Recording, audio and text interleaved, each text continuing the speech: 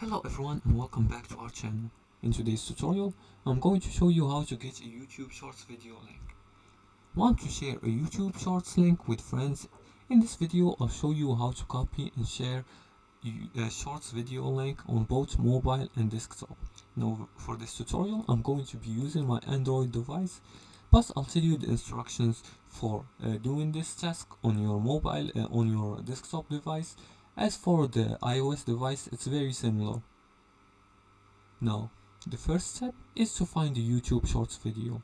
And to do that, just open the YouTube app and go to the Shorts section by clicking on Shorts in the bottom right here in bottom middle next to the home icon. Click on Shorts.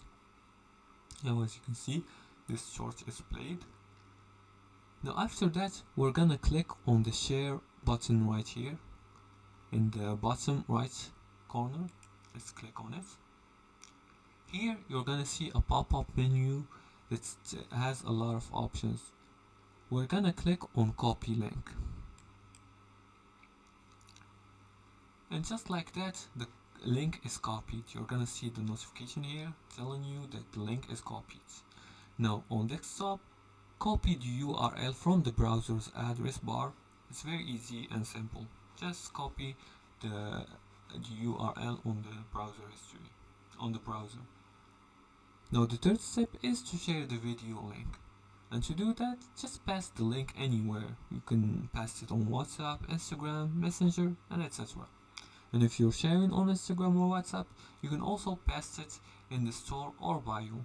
Or you can use the automatic sharing options right here. You can see WhatsApp, Instagram, Facebook, Telegram, etc.